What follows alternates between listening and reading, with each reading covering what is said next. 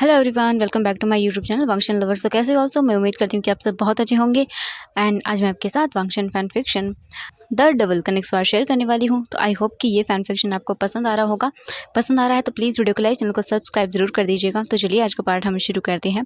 लेकिन इससे जो पहले वाला पार्ट था उसमें हमने देखा था कि वांग जी को पता चल चुका था कि उसकी शादी जो है वो जियांग यानले से नहीं बल्कि वी यिंग से हुई है। एंड जब उसने विंग को देखा तो पहले तो वो बहुत ही सरप्राइज था, एंड देन बाद में उसकी सरप्राइजनेस गुस्से में पूरी तरह से चेंज हो गई। एंड वो बहुत ज़्यादा गुस्से में आ गया था क्योंकि उसे धोखा बिल्कुल भी बर्दाश्त नहीं है। एंड मैडम यू ने इन सभी चीज़ों का ब्लेम हमारे वी यिंग पर लगा दिया।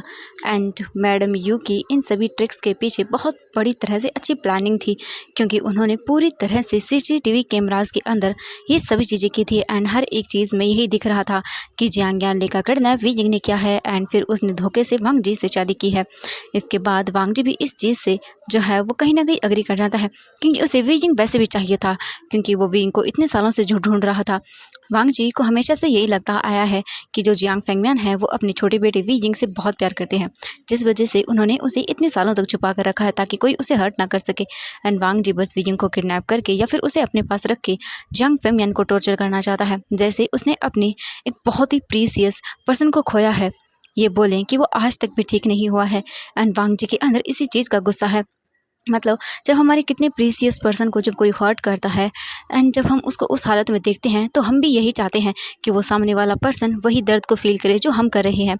एंड वांग जी सेम ऐसा ही करना चाहता था जियांग फेंगमियान के साथ क्योंकि वांग जी ने अपने इतने इंपॉर्टेंट पर्सन को जो खो दिया था, बस इसीलिए वांग जी ने कुछ भी नहीं कहा एंड उसने इस चीज़ को एक्सेप्ट कर लिया। इस time Wei Ying Wang ji के नीचे था and Wang ji Wei Ying के दोनों हाथों को पकड़कर उसे बेड पर पिन रखता है। एंड वी यिंग बोलता है प्लीज़ प्लीज़ ऐसा मत करिए, प्लीज़ मुझे छोड़ दीजिए। वांग जी जब ये देखता है तो बोलता छोड़ दूँ? तुम वैसे भी मेरी ओमेगा हो एंड तुम ही तो चाहते थे मुझसे शादी करना, एंड देन सब हो गया है तो तुम डर क्यों रही हो? हाँ, वैसे भी मैं तुम्हारा हस्बैंड हूँ एंड तुमने ही मुझे अपनी खुशी से अपना हस्बैंड बनाया है, तो फिर तुम डर क्यों रही हो? वी यिंग देखता है वांग जी को और बोलता है प्लीज़ देखिए मुझे मुझे छोड़ दीजिए, ये सब नहीं है। हाँ, मैंने किया था लेकिन ये सब आप। वांग जी बोलता है ये सब का क्या मतलब है? हाँ, वैसे भी हमारी शादी हो गई है एंड देन तुम्हें तो पता ही होगा ना आज हमारी वेडिंग नाइट है, तो क्यों ना इसे इंजॉय करते हैं। ये सुनने के बाद वी यिंग डर जाता है एंड वो बोलता है वेडिंग नाइट? वे यिंग अपने मन में सोचता है ये वेडिंग नाइट क्या है? मुझे मुझे कुछ भी नहीं पता, मैं क्या करूं? अगर मैंने कहा कि मुझे नहीं पता है, अगर मैंने कुछ भी किया तो मैडम यू मुझे मुझे मार डालेंगी। हाँ, नहीं मुझे, हाँ अच्छे से दिखाना होगा, हाँ मैं करूँगा। वी यिंग फिर वांग जी को देखता है और बोलता है हाँ है तो फिर क्या? हाँ, एंड आप मेरे ऊपर से साइड हुई है। ये सुनने के बाद वांग जी बोलता है हाँ हाँ, तुम्हें क्या लगता है सच में तुमने शादी तो तुम्हारी मर्जी से की है मेरे साथ, देन अब तुम मुझे पूरी तरह से झेलोगे। विंग बोलता है कि क्या मतलब है आपका? वांग जी बोलता है क्या क्या मतलब है क्या? मैं तुम्हारा हस्बैंड हूँ, तुम मेरे ओमेगा हो, तो एक ओमेगा का काम है अपने अल्फा हस्बैंड को पूरी तरह से सेटिस्फाइड करना। जब मैं तुम्हें टॉर्चर करूँगा तब उसे यानी कि जियांग फेंगमियान को पता चलेगा कि अपने प्रीसियस पर्सन को खोने का दुख क्या होता है। जो उन्होंने किया है अब उसकी सज़ा तुम्हें मिलेगी क्योंकि जब मैं तुम्हें टॉर्चर करूँगा तो उन्हें बुरा लगेगा एंड जब उन्हें बुरा लगेगा तो मुझे सुकून मिलेगा। एंड मैं तुम्हें इतना टॉर्चर करूँगा कि तुम्हारी वो हालत भी नहीं देख पाएंगे।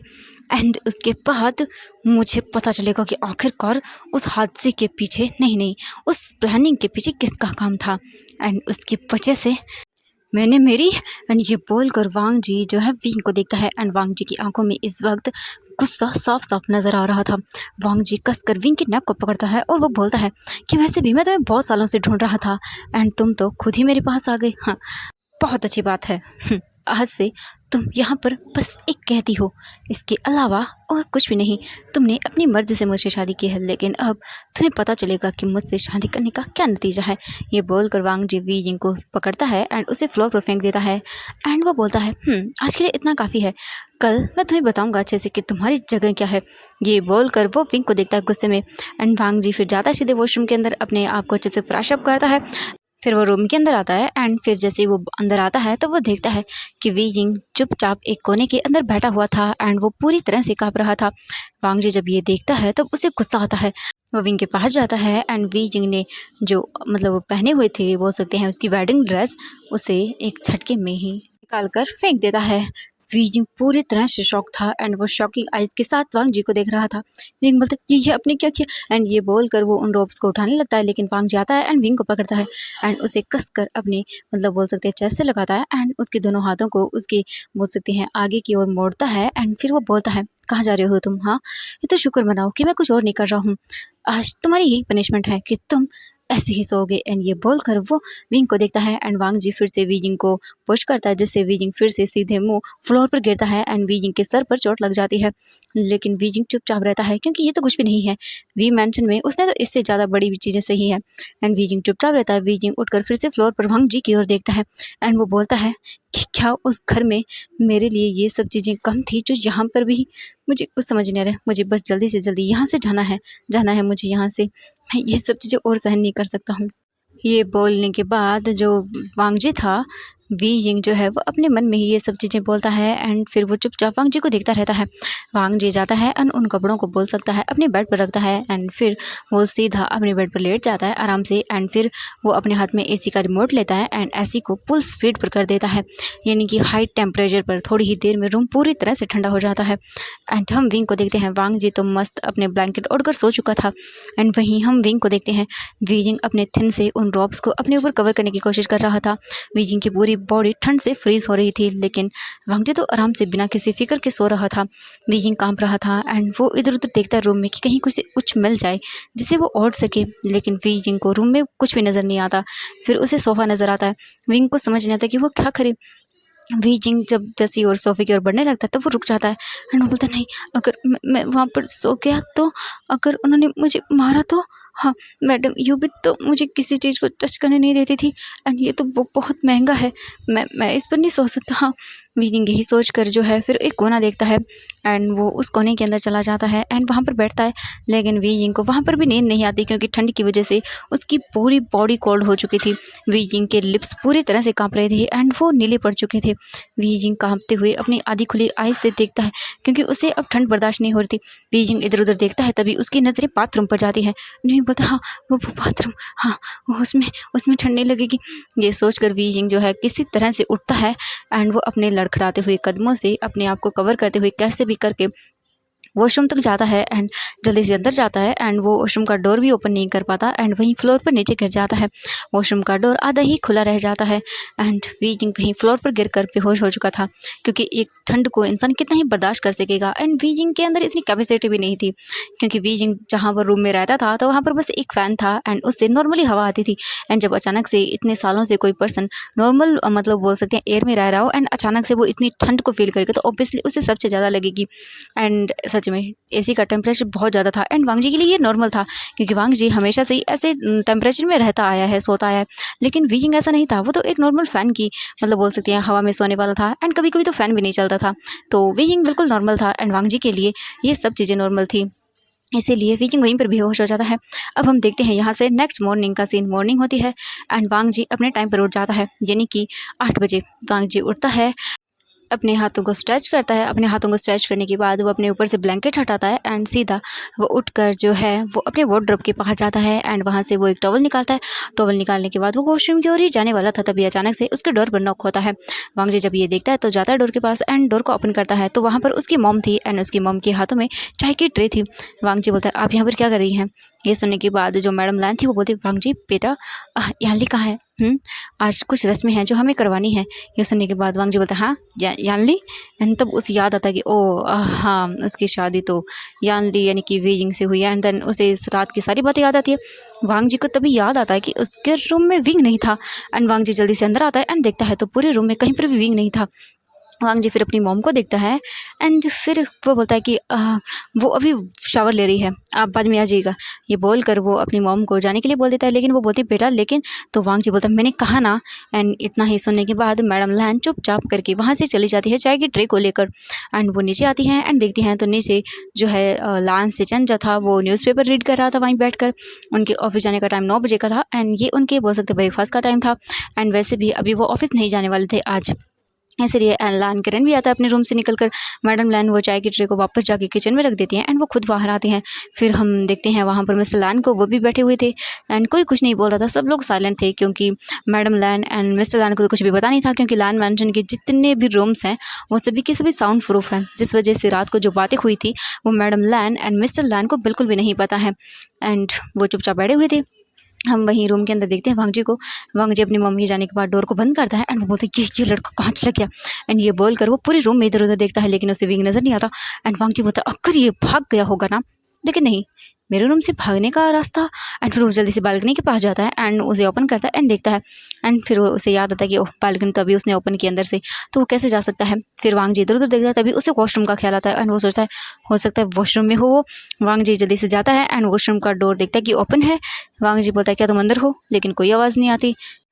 वांगजी जाता है एंड डोर को ओपन करता है। जैसे वो डोर को ओपन करता है तो वो सामने देखता है वी जिंग नीचे फ्लोर पर गिरा हुआ था। वांगजी जल्दी से जाता है और बोलता है हे ये क्या हुआ तुम्हें। हाँ एंड ये बोलकर वांगजी जो है पैर से वी को टच करता है, लेकिन वी जिंग फिर भी नहीं उठता। तो वांगजी को फिर गुस्सा आता है एंड वांगजी जल्दी से जाता है एंड फिर वो एक मग में पानी लेता है एंड उसे लेकर आता है एंड वो पूरा का पूरा विंग पे डाल देता है। विंग जल्दी से कांप जाता है इस पानी से एंड जल्दी से उठता है, बोलता क्या क्या हुआ, आई एम सॉरी, माफ़ कर दीजिए, माफ़ कर दीजिए, प्लीज़ मुझे माफ़ कर दीजिए, आई एम सॉरी, दोबारा लेट नहीं उठूंगा। ये बोल कर विंग माफ़ी मांगने लगता है। वांगजी जब देखता है विंग को तो बोलता है हाँ इसे क्या हुआ। वांगजी फिर उसके फेंक देता है जो उसके हाथ में था पानी का एंड वो नीचे बैठता है, विंग के फेस को पकड़ता है एंड वो बोलता है कि हाँ तुम्हें क्या लगा, तुम अपने घर में हो, ऐसे महाराजाओं के जैसे तुम 12 बजे उठोगे। हाँ उठो जल्दी करके, तुम्हें काम करना है एंड जाओ निकलो यहाँ से।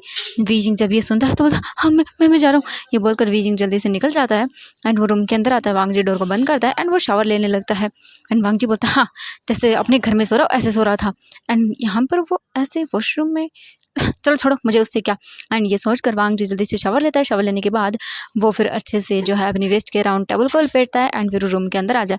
जैसे ही वो रूम के अंदर आता है तो वो देखता है वीजिंग चुपचाप एक कोने में बैठा हुआ था एंड वो जो है अपने सर को नीचे करके आई थिंक रो रहा था साइलेंटली। एंड फिर वांगजी देखता है उसे और बोलता तुम यहाँ पर क्या कर रहे हो, मैंने तुम्हें काम करने के लिए कहा था। हाँ एंड तुम यहाँ पर बैठ गए हो। वीजिंग देखता है, बोलता है मुझे नहीं पता कि क्या काम करना है एंड मुझे प्लीज़ कपड़े दे दीजिए कुछ मैं पहन लूँ। ये सुनने के बाद वांगजी देखता है उसे एंड बोलता है कपड़े तुम क्या करोगे पहन के, हाँ तुम ऐसे ही अच्छे लग रहे हो। ये बोल कर वांगजी विंग को देखता है एंड वीजिंग इससे बहुत ही मतलब अनकंफर्टेबल फील करता है, क्योंकि भले ही कुछ भी हुआ हो लेकिन ऐसे तो वो नहीं रहा कभी। विंग को बिल्कुल भी अच्छा नहीं लग रहा था, क्योंकि उसके जो इनर रोब्स थे वही पहने हुए थे उसने, क्योंकि उसने वेडिंग ड्रेस चाइनीज अटायर में पहनी हुई थी, तो बस इनर रोब्स ही थे। वांगजी फिर देखता है उसे एंड फिर वो जो है अपनी कुछ वार्डरोब से कुछ क्लॉथ निकालता है एंड फेंक देता है और बोलता है पहन लो इन्हें। एंड जल्दी से जो है वीजिंग उठाता है उन्हें एंड फिर वो इधर उधर देखता है। फिर वीजिंग जल्दी से वॉशरूम में चला जाता है एंड उन्हें पहन लेता है। वहीं हम वांगजी को देखते हैं। वांगजी जो था वो जल्दी से जाता है, अपने क्लॉथ को पहनता है एंड फिर अच्छे से अपने बालों को बनाता है। एंड तभी वांगजी अपने बालों को बनाने के बाद अच्छे से दिखता है अपने आप को मिरर पर। तभी मतलब उसकी नज़रें विंग पर जाती हैं, जो कि मतलब वांगजी के कपड़ों को देख रहा था। मतलब वांगजी के कपड़े विंग के लिए बहुत लॉन्ग थे एंड वो उन्हें देख रहा था एंड उन्हें कुछ ना कुछ अपने टाइप की एडजस्ट करने की कोशिश कर रहा था। एंड वांगजी जब देखता है विंग को अपने क्लॉथ के अंदर तब उसे बहुत अच्छा लगता है, न जाने क्यों। एंड जब भी वांगजी विंग के क्लोज जा रहा था तो उसे उसकी जो ओमेगा सेंट थी वो बहुत अच्छी लग रही थी। वांगजी को ऐसा लग रहा था जैसे मानो वो इस ओमेगा सेंट को पहले भी फील कर चुका है। वांगजी फिर पीछे टर्न होता है एंड विंग को देखता है एंड वांगजी बस विंग को देखते जा रहा था।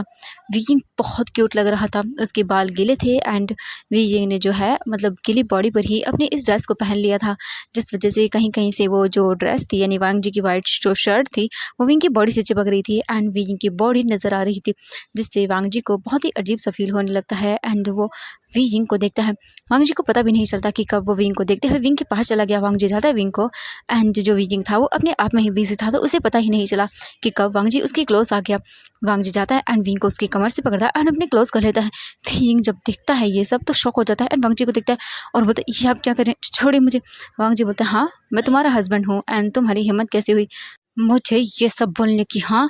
एंड ये बोलकर वांग जी वियिंग के फेस को जो है पकड़ता है उसकी चिन से एंड पिंच करता है, जिससे वियिंग को पेन होता है एंड वो अपनी टेढ़ी आई से वांग जी को देखता है एंड बोलता है प्लीज़ ऐसा मत करिए। लेकिन वांग जी और भी ज़्यादा वियिंग के चिन को प्रेस करता है, जिससे विंग को और भी ज़्यादा पेन होता है एंड वियिंग बस चुपचाप करके वांग जी को देखता रहता है एंड अपने मन में सोचता है कि उसे सहना होगा ये सब चीज़ें, उसे करना ही होगा। एंड विंग कुछ भी नहीं बोलता। वांग जी वियिंग को उसकी कमर पर जो था उसका हाथ था उससे वीजिंग की कमर को टच करने लगता है एंड वीजिंग को ये बहुत अजीब लगता है। वीजिंग को पता नहीं अजीब सा फील हो रहा था। वांग जी का हाथ जो है था वो धीरे धीरे करके ऊपर की ओर जा रहा था, जिससे वीजिंग की पूरी बॉडी वाइब्रेट कर रही थी एंड वो कैसे भी करके जो है अपनी बॉडी को मूव करने की कोशिश कर रहा था। एंड वांग जी धीरे धीरे करके विंग की ओर झुकने लगता है, उसके लिप्स की ओर। इससे पहले वांग जी विंग को किस कर पाता दोबारा से उसके डोर पर नॉक होता है एंड ये देख कर वांग जी अपने होश में आता है एंड वो अपने आप को देखता है एंड विंग को देखता है और बोलता है ये मैं क्या करने वाला था। वांग जी विंग को पुश करता है और बोलता है चलो मेरे साथ। ये बोलकर वो जो है वीजिंग को अपने पीछे आने के लिए बोलता है। वीजिंग कुछ भी नहीं बोलता, वो चुपचाप वांग जी के पीछे पीछे चलने लगता है। वांग जी जाता है एंड डोर को ओपन करता है तो देखता है कि वहाँ पर एक सर्वेंट था। वांग जी उस सर्वेंट को देखता है तो सर्वेंट बोलता है कि सर आपको नीचे बुलाया है बड़े सर ने। ये सुनने के बाद वांग जी बोलता ठीक है। इसके बाद जो बोल सकते हैं वांग जी था वो चलने लगता है एंड वीजिंग वांग जी के पीछे पीछे चलता है। वीजिंग किसी को नहीं देख रहा था, वो बस चुपचाप अपने सर को नीचे करके चल रहा था, क्योंकि अब उसे नहीं पता कि उसके साथ क्या होने वाला है। वीजिंग धीरे धीरे चुपचाप बस वांग जी के पीछे ही चलता जाता है। वांग जी नीचे आता है एंड मैडम लायन जो थी वो अपने काम को लगी हुई थी करने में एंड लायन से न्यूज़पेपर रीड कर रहे थे एंड वहीं लायन केरन जो था वो बस चाय पी रहा था एंड मिस्टर लायन जो थे वो अपनी रिपोर्ट को देख रहे थे, फाइल को देख रहे थे। एंड तभी वांग जी आता है वहाँ पर एंड वो बोलता है गुड मॉर्निंग अंकल। एंड ये बोलकर वो लायन केरन को देखता है, फिर वो अपनी गगक को बोलता है गुड मॉर्निंग। फिर लायन केरन वांग जी को देखता है और बोलता है गुड मॉर्निंग। एंड फिर वो बोलते हैं वीजिंग कहाँ पर है। ये सुनने के बाद जो वांग जी था वो बोलता है एंड वो फिर वीजिंग को अपने जो आगे करता है एंड लायन किरण देखते हैं उसे एंड वो बोलते हैं कि तुमने जो भी किया हो लेकिन फ़िलहाल तुम वांग जी के हस्बैंड हो, लेकिन तुम्हें जल्द से जल्द वांग जी को डिवोर्स देना होगा। ये सुनने के बाद वांग जी देखता है और बोलता है अंकल मैं वीजिंग को डिवोर्स नहीं देने वाला, ये आप समझ लीजिए एंड मैं उस लड़की जियांग यानली से बिल्कुल भी वेडिंग नहीं करूँगा। ये सुनने के बाद जो मैडम लैन थी वो शॉकिंगली वांग जी को देखती है एंड बोलती ये क्या हो रहा है यहाँ पर। वांग जी ये ओमेगा लड़का कौन है। वांग जी देखता है अपनी मॉम को एंड वो बोलता है वी जिंग मेरा ऑफिशियली ओमेगा हस्बैंड है एंड आज से यही मिसेस लैन है। ये सुनने के बाद मैडम लैन देखती है वांग जी को और बोलती है वांग जी ये क्या बकवास कर रही हो तुम, कल ही तो तुम्हारी शादी जियांग यानली से हुई है एंड आज तुम किसी लड़के को लेकर आए हो अपने सामने, हाँ ये क्या बकवास है।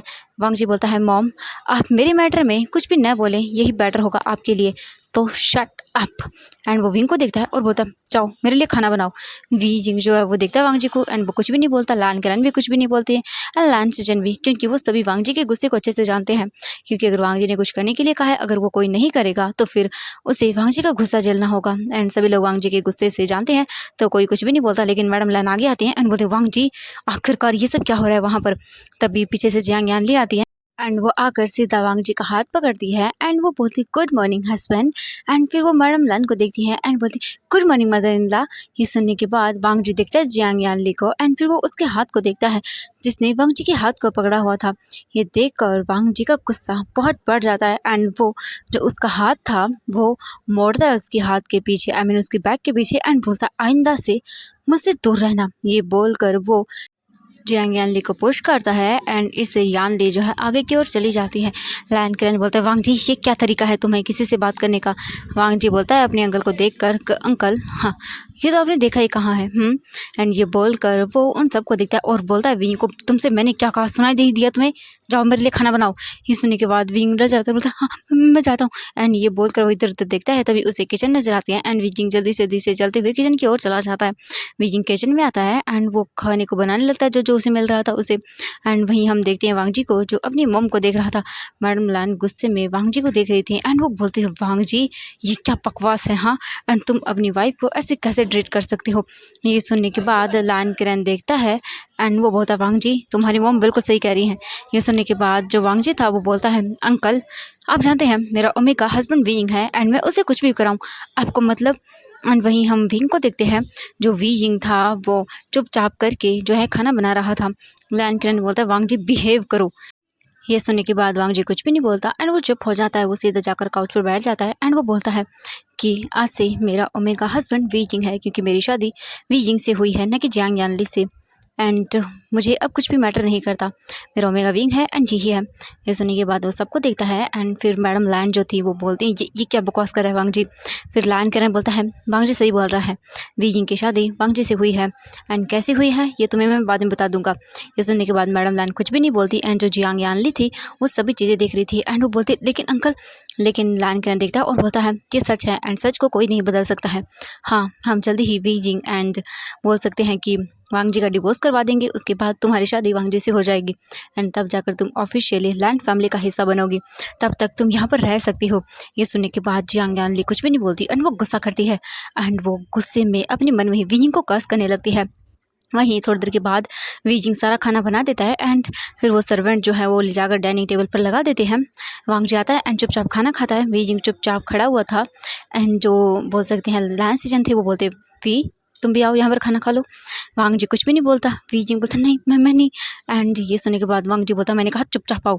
ये सुनने के बाद वीजिंग चुपचाप आता है एंड बैठ जाता है। वांग जी विंग को देखता है एंड वो बोलता है कि तुम जैसा दिखा रही थी कल वैसा तुम बिल्कुल भी नहीं हो एंड तुम सच में, मुझे तुम पर बहुत डाउट हो रहा है एंड मैंने तुम्हें उस दिन वी मेंशन में भी देखा था एंड उस दिन तो तुम्हें खुद तुम्हारी बहन जियांग यानली की सर्वेंट बोल रही थी, तो कहीं ना कहीं इन सब चीज़ों के पीछे कोई और राज है एंड ये मैं पता करके रहूँगा। ये बोलकर वो जियांग यानली को देखता है जो कि वहाँ चुपचाप बैठकर खाना खा रही थी बहुत ही मज़े से। तो एवरीवन आज के लिए बस इतना ही, मिलते हैं नेक्स्ट पार्ट में। तो bye bye everyone, okay. And please fan fiction पसंद रहा तो वीडियो को लाइक कमेंट जरूर कर देना। चलिए फिर कल मैं आपके साथ एक न्यू फैन फिक्शन शेयर करूँगी जिसका नाम है अनवांटेड मैरिज सीजन 2। ओके, तो बाय बाय एवरीवन।